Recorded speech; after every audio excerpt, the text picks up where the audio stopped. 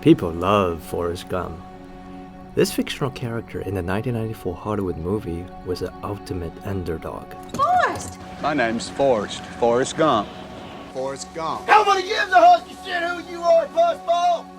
A sweet, docile neurodivergent who loves his mama, is loyal to his friends, and is devoted to the childhood sweetheart. Forrest's life mainly consists of a series of fortuitous encounters.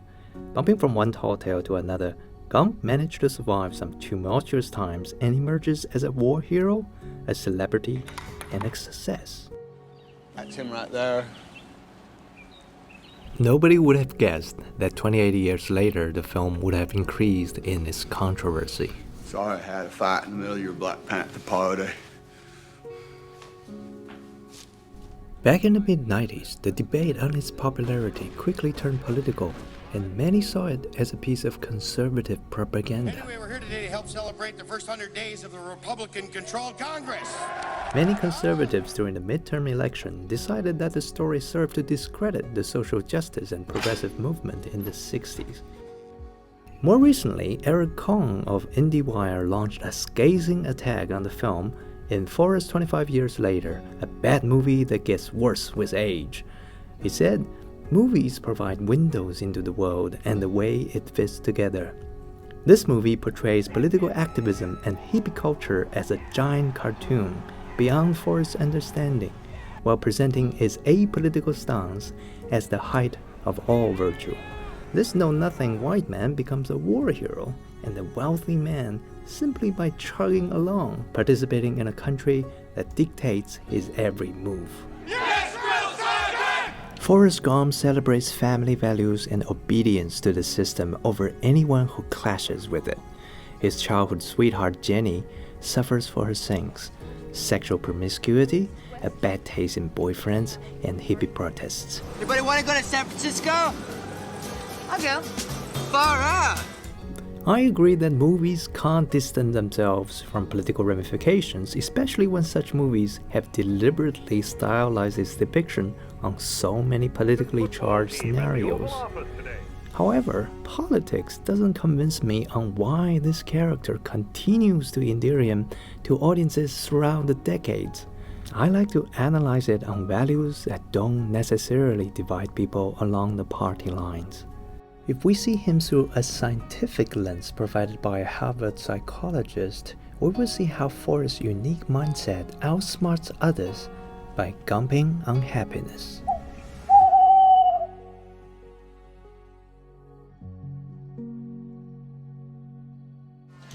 You have a dream, Forrest? Who you gonna be? Who I'm going to be? Yeah. Aren't I going to be me? The dialogue between Jenny and Forrest sets up the most important value disposition of these two characters. I want to be famous. When I first watched it, I instantly got distracted by what came afterwards. No pun intended. I've come to realize that one makes choices, the other doesn't. In fact, everybody except Forrest makes choices. Matter of fact, I'm going into the shrimping business for myself after I get out the army. They plan for their future, but Forrest doesn't know better. Purpose in this army. To do whatever you tell me, drill sergeant. He takes no active role in steering the directions in his own life. He expects nothing, only what's immediate apparent. Suggestions from family, friends, and strangers are all good. How would you like to go into the shrimping business with me? Okay. You're just plain stupid. Look, I'm Forrest Gump. Wait, Forrest. Run, Forrest. Run away. Hurry. Unlike a conventional protagonist, Forrest breaks the consequential links between willful choices and end results. Congratulations, son. Have you given any thought to your future? Thought? Because for someone with his disposition, he could easily end up in a pyramid scheme, a cult, or I don't know, on a desert island. I have made fire! I! Instead, he has reaped overwhelming reward for his lack of thinking. Since people still needed them. This should have presented the filmmakers some trouble. In principle, if the courageous action our hero has taken is out of his ignorance of the future risk, we can't really empathize with the hero. By definition, if one doesn't risk feeling discouraged, frustrated, hopeless in his path to achieve his goal, one does not struggle. The only good thing about being wounded in the buttocks is the ice cream. Just maybe our empathy towards a 75 IQ underdog extends beyond the absence of negative emotion. Or Daddy. So maybe even when he doesn't earn these rewards, we still feel he deserved them. I could eat about 1.5 million of these. My mom always said life was like a box of chocolates. You never know what you're gonna get. In his often quoted line coined by screenwriter Eric Ross, we get the gist of Forrest Gump's practice as a Zen master. He's onto something when he appreciates the random nature of life, while other planners of future struggle and die, or to have their expectations thwarted. He doesn't think about it. Well, you know, there are people who say that we think too much about the future, we have to learn to live in the moment. To that I say, oh rubbish. Oh no, we're living quite well in the present. We're spending like there's no tomorrow, we eat like there's no tomorrow, we smoke like there's no tomorrow, we do everything like there's no tomorrow. We need to think much more seriously, deeply, and hard about the future. Not only ours, but the future of our children and our grandchildren. Meet Dan Gilbert. He has given some serious thoughts to how should we think about our future. Human beings have a part of their brain that enables them to think about the future, and it's a shame to neglect to use it. In Professor Gilbert's book, Stumbling on Happiness, he elucidates how human beings, while having developed amazing capacity in the prefrontal cortex to help us think about the future, often make bad decisions due to our lack of understanding of how our brain works. Why did this happen? A quick skim through his book, you will find out that our brains are a great future simulating tool, but they have a few shortcomings. In order to process memories and imaginations in milliseconds, the brain simulation has to leave out crucial details about the future, so much as our decision could be misguided. I'm going in the shrimping business for myself after I get out the army. I want to go home. These areas are connected to the starting point of the simulation, the present mental and emotional state. They will throw off our simulations by a large factor. While Forrest is unaffected by his absentee father, young Jenny suffers from abuses from a father that terrorizes and traumatizes her. Yet, she chooses to be kind to Forrest, keeping him company and even imparting some nuggets of wisdom.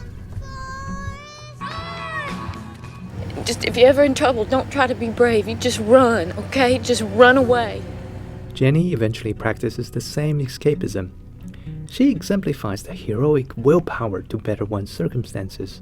Her pursuit of freedom, fame, and idealism, well, the plans didn't go too well.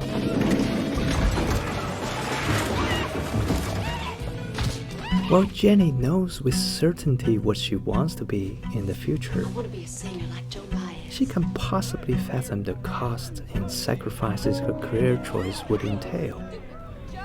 During Jenny's future prospection, as during ours when we part our hard-earned cash to buy lotto tickets, the brain simply filling what we've seen in magazines and on television, happy winners and their happy lives, and supplant these details onto this version of our future self. We see this on TV, we read about it in the paper. When was the last time that you saw extensive interviews with everybody who lost? Indeed, if we required that television stations run a 30-second interview with each loser every time they interview a winner, the 100 million losers in the last lottery would require 9.5 years of your undivided attention just to watch them say, "Me, I lost." At the end, there's 30 seconds of, "and I won." The likelihood that you would play the lottery is very small. Jenny has nothing to look forward to in her hometown because of her childhood trauma. She can't picture a future with Forrest and wants to explore her options and exercise her free will to choose. We have very different lives, you know. But in the tricky matter of predicting our future happiness, freedom to change our minds among our options due to our temporary indecision undermines our mental immune system.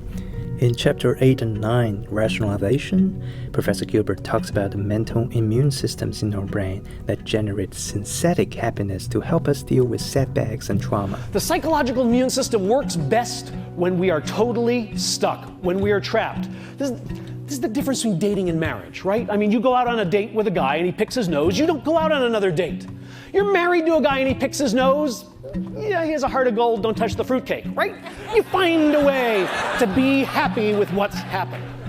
Exploring one's option, knowing you can change your mind later, is not conducive to triggering that immune system.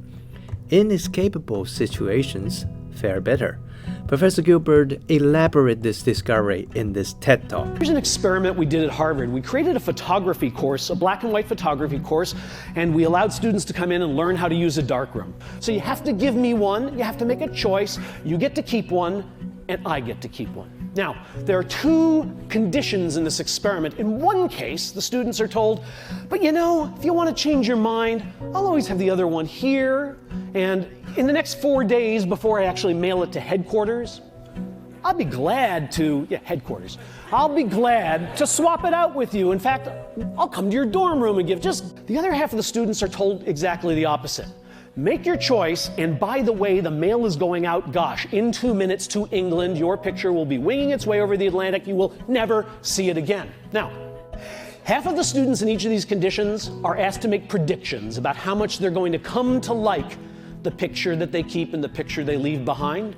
Other students are just sent back to their little dorm rooms, and they are measured over the next 3 to 6 days. Bad simulators, because here's what's really happening, both right before the swap and 5 days later. People who are stuck with that picture, who have no choice, who can never change their mind, like it a lot. And people who are deliberating, should I return it? Have I gotten the right one? Maybe this isn't the good one. Maybe I left the good one, have killed themselves. They don't like their picture. And in fact, even after the opportunity to swap has expired, they still don't like their picture. Jenny strikes out on her own, and boy, has she explored her options. A multitude of lifestyles, as well as partners. Forrest, this is Wesley. Wesley and I live together in Berkeley, and he's the president of the Berkeley chapter. And we have seen that options don't always equate happiness. 66% of the students, 2/3, prefer to be in the course where they have the opportunity to change their mind. Hello? 66% of the students choose to be in the course in which they will ultimately be deeply dissatisfied with the picture, because they do not know the conditions under which synthetic happiness grows. However, we see that Jenny does commit to her singing career without reverting the course. Her giving up singing without so much as mentioning Eric Ross' script is then a disservice to Jenny's character. Jenny then leaves the audience with the image as misguided, sexually chaotic, and self-destructive, while her courageous pursuit and commitment to singing must have helped her in dealing with her past trauma and mistakes she might have made along the way. Forrest, on the other hand, steers clear of all the traps of imagining his future. One can never crash his car if he doesn't drive.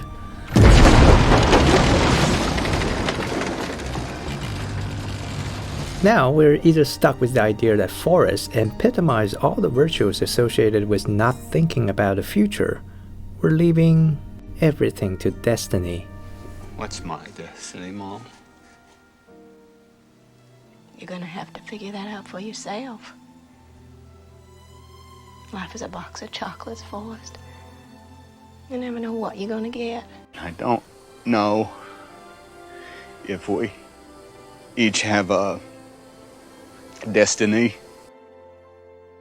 or if we're all just floating around accidental like on a breeze. But I think maybe it's both. Personally, I feel this theme has left an emptiness in my mind. I felt as if Forrest has put wool over my eyes with his sweet, innocent demeanor. It turns out the theme of the movie isn't. What exactly is this movie going to be? There's this feather, there's some chocolates, there's Vietnam, Tom Moon's President Johnson, there's Bubba, and Mama, and Jenny, and I lose my legs, he runs a lot, ping pong, a hurricane, shrimp. Turns out the core creative team, Robert Zemeckis, Tom Hanks, and Eric Ross, the screenwriter, were just winging it. For much of the filming, the director said that the whole film is just about the random experience that Forrest had. Even the filmmakers weren't sure why Forrest Gump's story panned out the way it did. Their ambivalence of Forrest's meaning left a big vacuum for debate.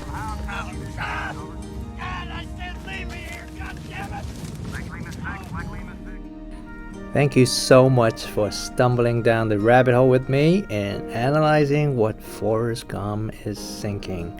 We'll continue to explore Forrest Gump in psychological and philosophical lens in our next episode.